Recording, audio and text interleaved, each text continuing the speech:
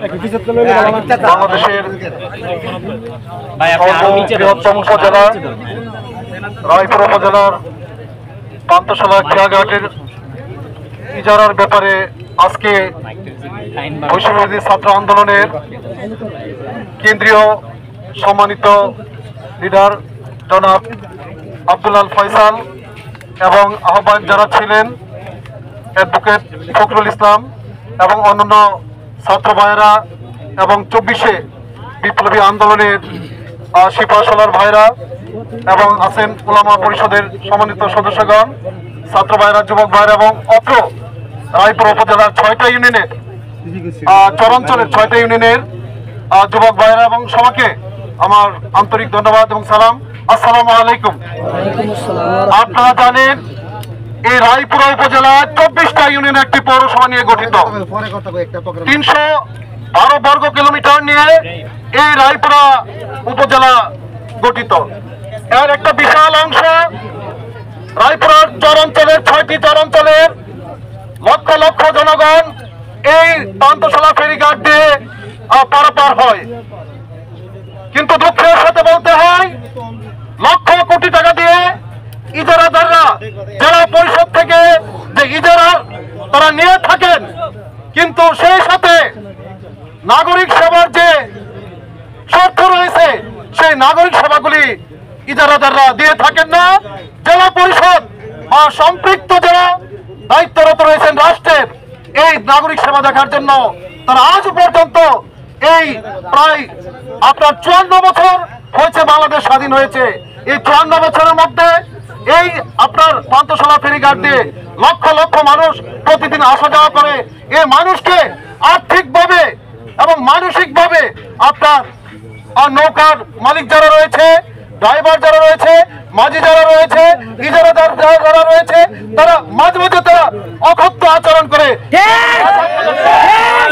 আপনারা জানেন মাঝে মাঝে কারো কাছে কোনো ভাড়ার কমতি থাকলে তাদেরকে পানিতে নামিয়ে দেওয়ার জন্য দুর্ঘটনা রয়েছে। আপনারা জানেন ইজারা এটা সরকারের একটা আয়ের উৎস, দেশের উন্নয়নের জন্য আয়ের উৎস, এটা আমরা হাজারবার মেনে নেই। কিন্তু এই কোটি টাকা ইজারা নিয়ে এই যে আপনার পান্তশালা ফেরিঘাটে এখানে আপনার কোনো ঘাট নেই, নাগরিকরা তারা ভালোভাবে নৌকা তুলবে, নৌকা থেকে নামবে, এই কোনো ব্যবস্থা নেই। কারো যানবাহন নিয়ে তারা যদি নৌকা পারাপার হইতে চায়, নৌকাতে গাড়িগুলি তোলার ভালো ব্যবস্থা নেই।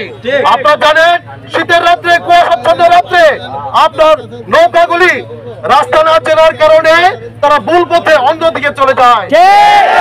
এখানে আপনার লাইটের ব্যবস্থার দরকার ছিল।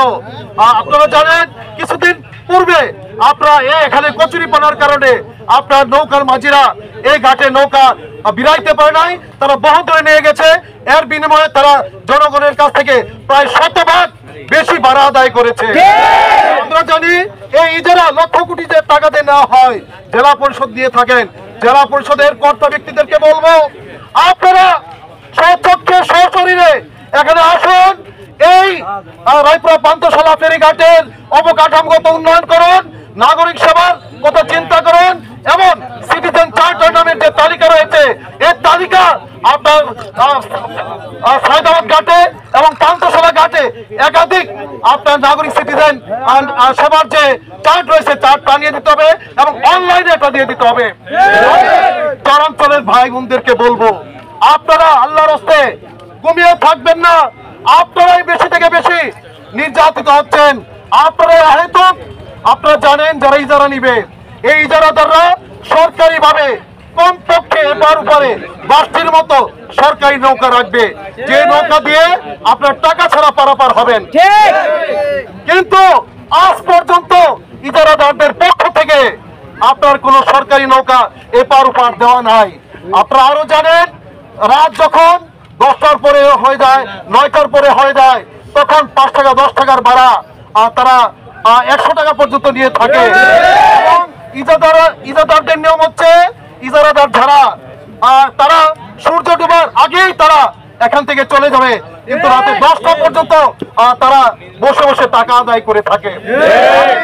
ইজারাদারদের বিরুদ্ধে কথা বলবো না, যারা টাকা তোলেন তাদের বিরুদ্ধে কথা বলবো না, নৌকার মাঝি যাদের বিরুদ্ধে তাদের বিরুদ্ধে আমি কথা বলবো না। আমি কথা বলবো আপনারা যারা চরাঞ্চলের 6টা ইউনিয়নের লোক রয়েছেন, আপনারা কেন এখনো ঘুমিয়ে আছেন? এই অঞ্চলের প্রতিবাদ করছেন না?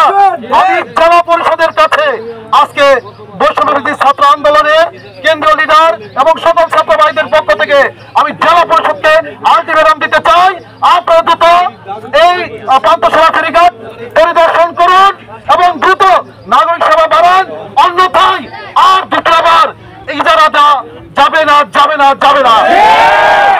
ধন্যবাদ। আমি আমার কথা শেষ করলাম।